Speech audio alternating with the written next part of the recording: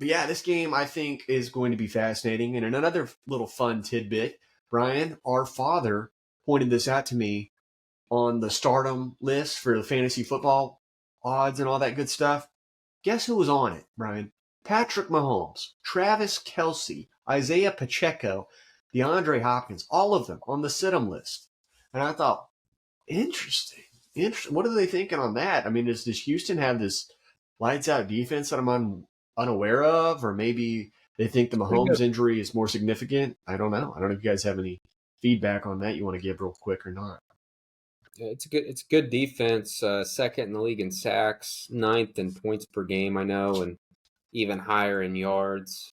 It's honestly, these teams have won their games similarly this year. You know, they've been relatively lower scoring games. Offense maybe hasn't done what they had hoped to preseason, and both dealt with losses at wide receiver and kind of battled through that to get where they are. So I kind of hear that, but at the same time, Matt, I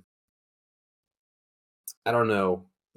I think this whole Mahomes injury thing is valid. I mean, you saw him limp off the field Sunday. I don't think there was anything illegitimate about that. You could see it on tape.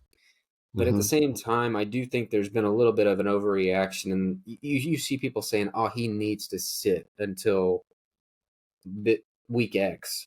It's like, guys, we don't know how bad it truly was. If it is bad, if it is what he had a couple years ago, then yeah, I would agree with you. He should sit.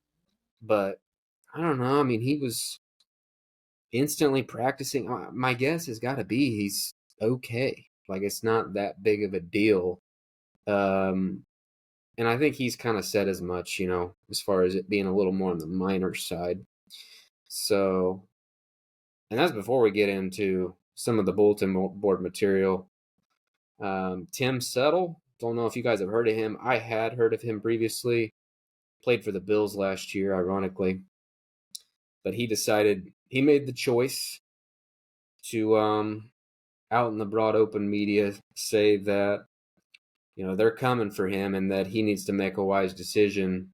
And said he wasn't threatening him. He was promising that I guess there would be an injury. I don't know. All I could take from it was an injury is what they're threatening. And that's a choice because at the end of the day, even if the Chiefs line has struggled, now you've given Andy Reid something to put in front of their face, something to put in front of Patrick. And we'll see how it goes. I'm not mad about it. No, my only question here, Brian, isn't the Houston Texans the home of Al Shazier, the fella that took out Trevor Lawrence just a couple weeks ago? Yes, he is. I think that raises. He won't be playing? No, he's suspended. Thankfully. But I think that raised some red flags, right? You know, they had a bunch of posts at the pressers, you know, standing up for this guy's character. He would never do anything like that. But now you have to wonder. I mean, I'm sure this still happens in the NFL all the time, but this sounds like a classic Bounty Gate situation almost. And this guy slipped up, getting fired up in the heat of the moment like a Minnesota Vikings fan in the comments section. You know what I mean? Oh, dude. And that stuff is probably happening even if it's on an inconspicuous level. Like, they don't come out and say it, but they say it. And I am scared. It's Will Anderson. It's Danielle Hunter. Settle himself's having an okay year in the inside. Like, it's a problem. But I just don't believe bulletin board material is never a good idea. But it's certainly not a good idea with people who have proven to use it in an advantageous way. So I think it's a bold strategy. That's all I'm saying. I mean, no, I'm with you 100%. We know how petty Patrick Mahomes is. I mean, he's going to use anything and everything he can to his advantage and to, like you said, tighten up that offensive line. Do you know, before I get into my pick, is Joe Thuney going to be playing in tackle again, or is Humphreys back, or what? It's trending towards Thuney. Humphreys still hasn't practiced. And there's only, you know, one more opportunity to get out there. So, and I'm okay with that. I think he done just fine against Myles Garrett. Right. I mean, yeah, the second half was kind of rough, but that was play calling. That was calling 7, 8 passes in a row when you're up 14 points. I don't really know what got. I mean, I could go on about that, but early in the game, if nothing else, he's not out there throwing whiffs. Like, he makes you work for it. Whereas some of these other tackles were not. They were traffic cones on certain plays, and that can't happen because it just kills your play. So I'm hoping it is tuning myself, but it looks that way. Yeah, no, I would agree with that 100%. I mean, honestly, he may be their best option moving forward through the rest of Yeah. the season. And I don't think that's necessarily a bad thing either. But as far as this game goes, take that into consideration. Take the bulletin board material into consideration. Take the fact that his ankle is probably pretty healthy, right, Brian? Like you said, because otherwise, why would you play, right? Like, there's no reason to risk the entire season based on this one game against the Texans. Hollywood Brown's going to be back. I think that could also be a factor, help all open up that offense a little bit more. And I feel like they're just a little bit away from finally clicking on all cylinders.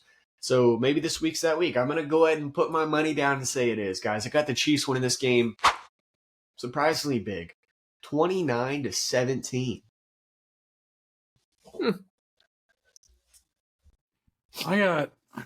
I just got Kansas City. I'm not going to spend too much time on it. I'm not picking against Kansas City anymore at home. Right now, I might pick Buffalo. Maybe right now. Maybe Pittsburgh. Probably Pittsburgh because I'm a Pittsburgh fan.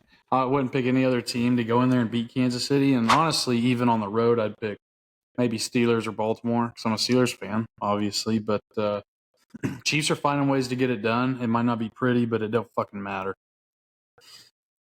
You know, these games are huge. Yeah, it don't matter how you win games. You're winning them. You're going on the road, winning them in other places. I don't know what in the fuck's going on with DeAndre Hopkins' hair. It bothers the shit out of me. It disgusts me, truthfully. But it ain't. I know it ain't your guys' fault. But I know DeAndre probably listening. If you could drop a comment, what's going on with the fucking hair? I got the Chiefs winning this game, guys. 24-20.